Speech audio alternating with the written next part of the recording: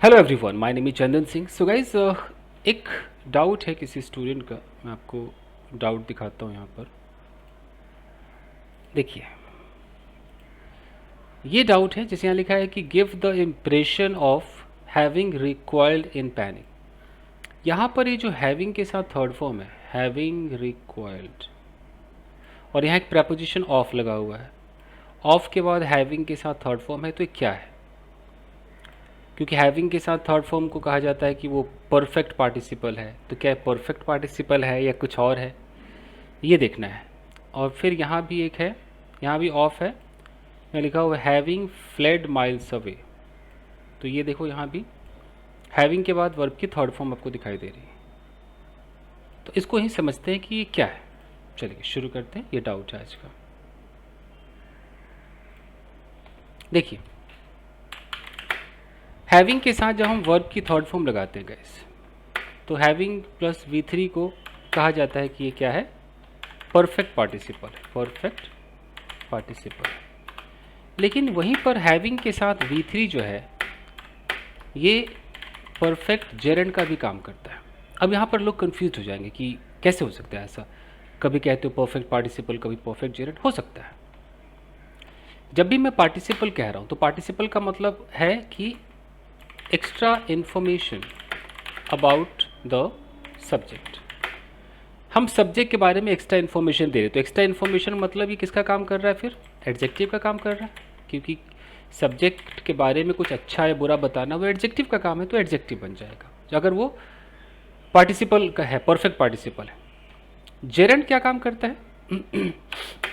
Gerund या तो खुद सब्जेक्ट बनेगा या वो ऑब्जेक्ट बनेगा, राइट?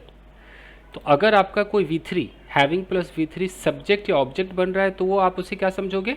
वो जेरेंड है, परफेक्ट जेरेंड है। अगर वो एक्स्ट्रा इन्फॉर्मेशन दे रहा है, एडजेक्टिव बन रहा है, तो आप उसे परफेक्ट पार्टिसिपल कहोगे। परफेक्ट पार्टिसिपल का मतलब अगर मैं कहता हूँ कि having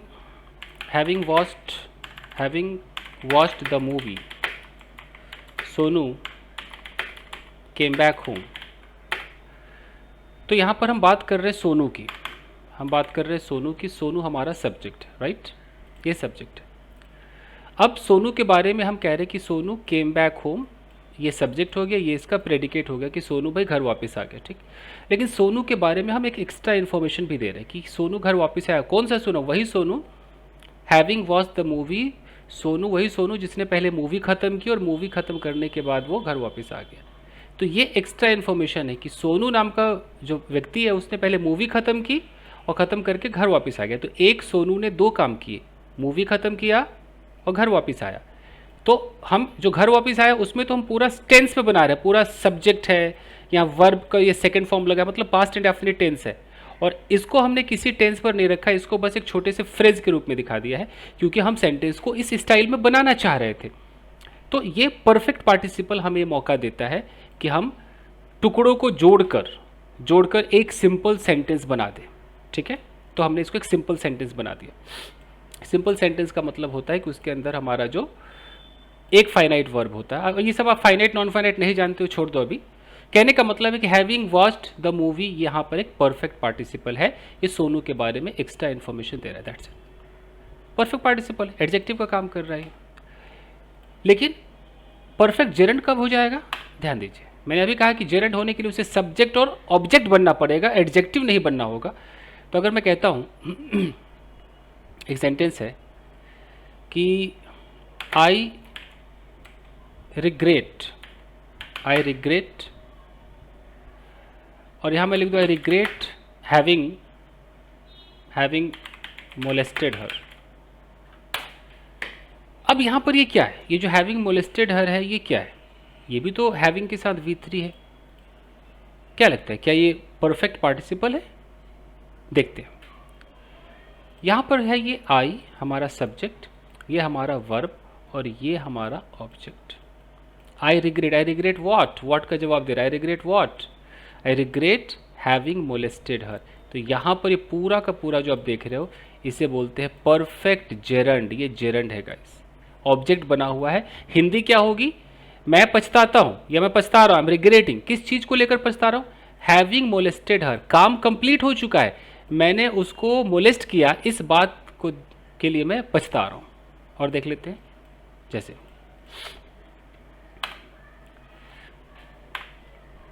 having lost the match, having lost the match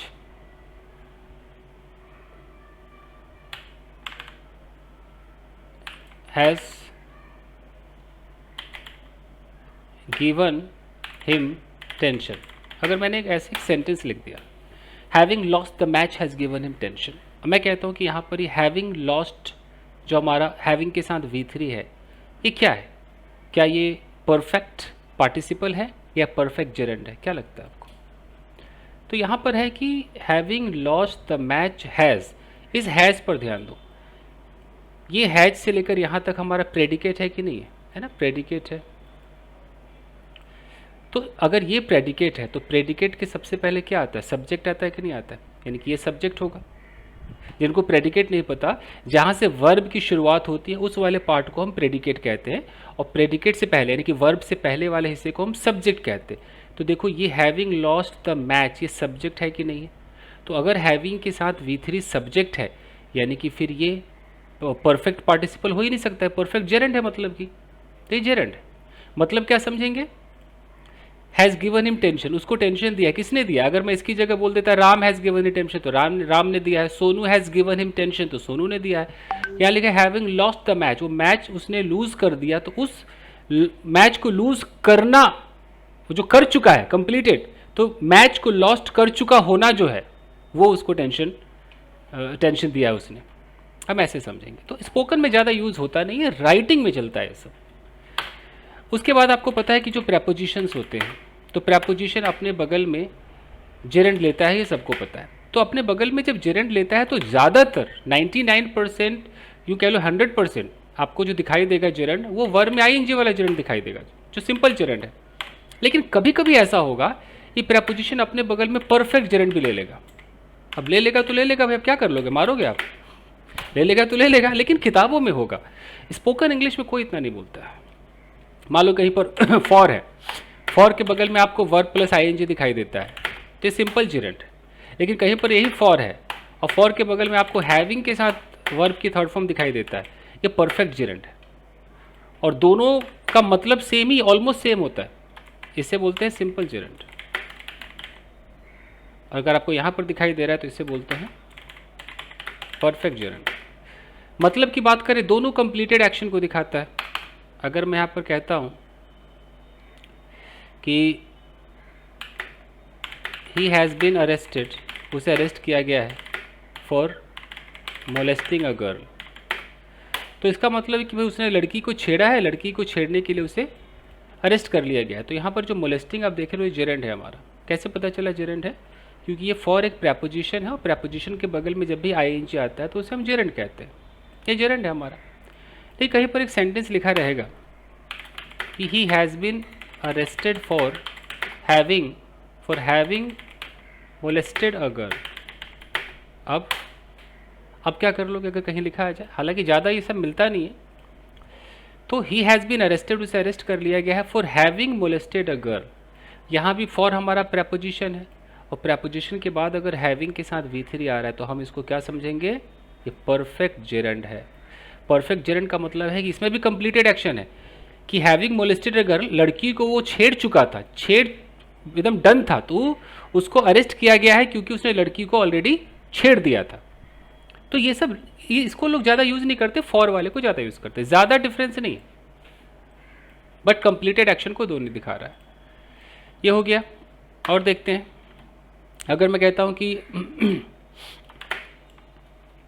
I am happy about having met her again, अगर ऐसा कहीं पर लिखा हुआ है तो ये देखो अबाउट क्या है मेरा? अबाउट मेरा एक प्रेपोजिशन है, और उसके बाद यहाँ हैविंग के साथ वर्ब की थर्ड फॉर्म लगा है, तो क्या ये परफेक्ट जेरेंड है कि परफेक्ट पार्टिसिपल है? तो हैविंग के साथ थर्ड फॉर्म लगा, और ये अबाउट, तो अबाउट प्रेपोजिशन है, और प्रेपोजिशन के बाद अगर हैविंग प्लस थर्ड फॉर्म आ जाए तो आप इसको क्या समझोगे? परफेक्ट जेरेंड समझोगे। दिमाग में बैठा देना, ठीक है? इसको आप परफेक्ट पार्टिसिपल नहीं समझोगे, ठीक है? तो ये भी हो गया। चलिए, तो अब उस हिसाब से अब हम फिर से डाउट पर चलते हैं और इस डाउट को देखते हैं। यहाँ पर लिखा हुआ है give the impression of having required in panic. Of क्या है? प्रेपोजिशन है, तो प्रेपोजिशन के बाद यहाँ पर हैविंग में V3 लगा है, तो ये परफेक्ट जेरंड हुआ कि नहीं हुआ? क्योंकि ये ऑफ प्रेपोजिशन है और प्रेपोजिशन के बाद अगर हैविंग प्लस V3 आ जाए तो उसे परफेक्ट जेरंड माना जाता है इन पैनिक। मतलब क्या समझेंगे? Completed action. Having recoil, recoil का मतलब होता है पीछे हटना, यू नो। इन पैनिक, तो डर के मारे पीछे हट चुका था वो, ठीक है। तो गिव द इम्प्रेशन, कुछ ऐसा आगे सेंटेंस होगा कि वो इस चीज़ का इम्प्रेशन देता है कि वो पैनिक में डर के मारे पीछे हट चुका था, इसका इम्प्रेशन। जैसे यहाँ पर देखिए ऑफ प्रेपोजिशन है, ऑफ के बाद लिखा है हैविंग फ्लेड माइल्स अवे। तो अब यहाँ पर क्या है कि like a pirate ship that gave every indication, उसने इंडिकेशन दिया, किस चीज़ का इंडिकेशन दिया? Of having fled miles away. तो हैविंग फ्लेड, फ्ली का मतलब होता है भागना, हैविंग फ्लेड मतलब वो कई माइल्स अवे, मतलब बहुत दूर वो भाग चुका था, ऐसा इंडिकेशन दिया। जब इंडिकेशन आया तो ऐसा लगा कि बहुत दूर भाग गया था। तो ये राइटिंग में यूज़ होता है। तो हैविंग प्लस V3 यहाँ पर परफेक्ट जेरंड है, पार्टिसिपल नहीं है। मुझे लगता है इतना काफ़ी होगा बोलना। फिर भी मैं जाते जाते बता दूं कि परफेक्ट जेरंड का इस्तेमाल ना के बराबर होता है, इस चक्रों में ना फंसे। ये अखबारों में, किताबों में कभी दिखाई देगा, रियल लाइफ में परफेक्ट जेरंड में शायद ही कोई बात करता होगा, ज़्यादा लोग बात नहीं करते, ठीक है, याद रखिएगा। चलिए गाइस, तो आज के लिए इतना ही। वीडियो को लाइक कीजिएगा, मिलते हैं अगले एपिसोड में। Thank you guys, thank you.